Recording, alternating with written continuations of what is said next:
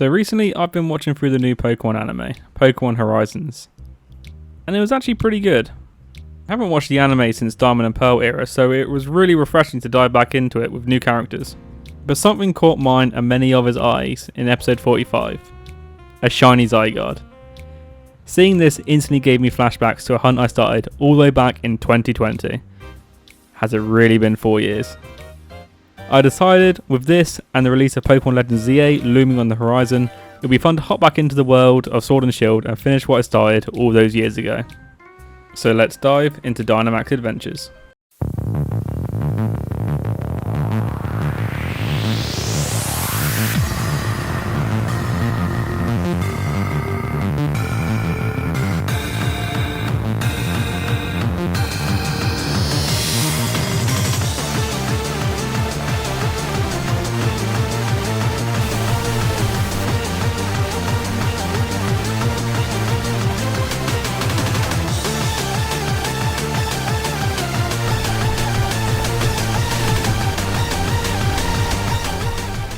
Now, what exactly are Dynamax Adventures? Very briefly, it is a gauntlet type boss rush released with the Crown Tundra DLC for Sword and Shield, where you and up to 3 other people take rental Pokemon and fight your way up, defeating and choosing to catch and swap out the Pokemon you fought along the way, until the final encounter with a legendary Pokemon. Also, any Pokemon caught along the way, including the legend, can be shiny, with massively increased odds. 1 out of 100 with the shiny charm, or 1 out of 300 without. The catch is, you only have 4 lives before you're booted out the whole instance, so choosing the best Pokemon to use is vital. If you've done some Dynamax Adventures before, you'll probably know that Zygarde is by far the hardest encounter to complete. It is basically impossible without going into it without at least one other person. Why? Well, it's a mix of things. First, you have Zygarde's moveset. It has the move Thousand Arrows, a ground type move that can hit any flying type or Pokemon with the ability to levitate. Oh yeah, it also hits all the Pokemon on the field, so it can snowball very fast and easily grab knockouts. Next, you have Zygarde's ability, Power Construct, which activates when Zygarde reaches 50% health or lower. This ability changes Zygarde to its complete form, gaining an insane 108 points to its HP stat, making it a huge tank that is even harder to knock out. Finally, you have the rental Pokemon themselves. Some of them, for the lack of a better term, well, they're not good. From middle stage evolutions to movesets that hurt to look at, these Pokemon certainly don't make it easy on you. So what's the counterplay? Well, it's simple, Wide Guard. Wide Guard is a move that works like Protect, but it protects all the Pokemon on its side of the field. What's the catch?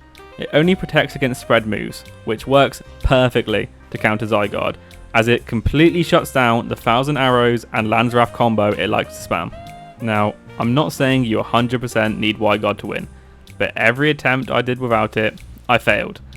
And a failure isn't some quick reset.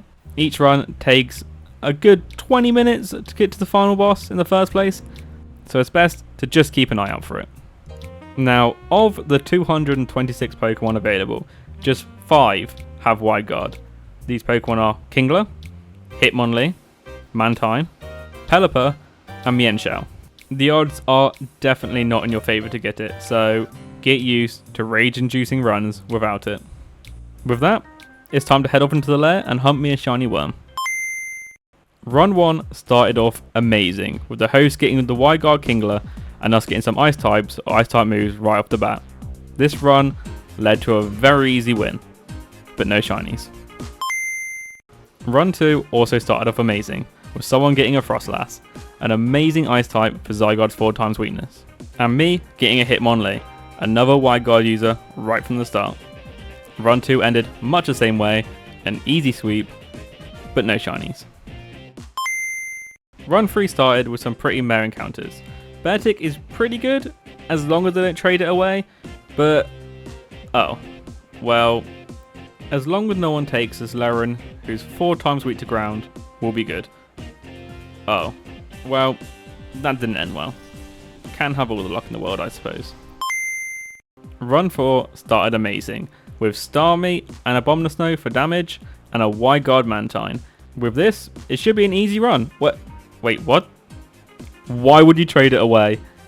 With that, We are easily swept and booted out swiftly. And no shinies for consolation. Run 5 started off okay, with Galarian Mr. Mime being our best encounter, but still no wide guard. Luckily, our first encounter was a Mienshao, so with a wide guard user now secured, we made short work of this adventure, run 5 down, still no shiny.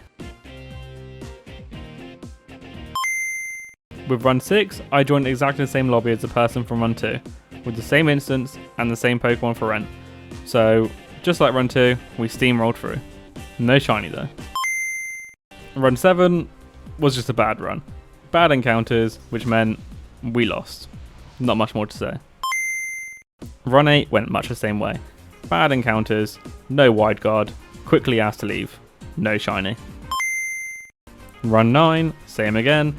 Alright encounters, but by the end, we had no wide guard user. So if you're not seeing a pattern by now, we were yeeted out. No shinies.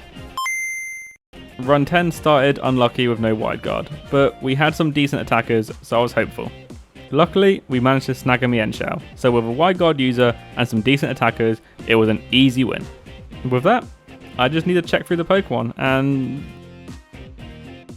wow, that's right.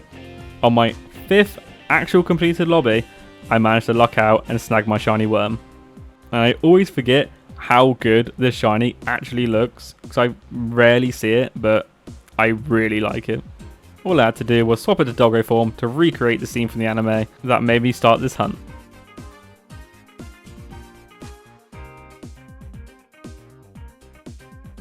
Of course, I had to look at the complete form, and they did not miss with this shiny.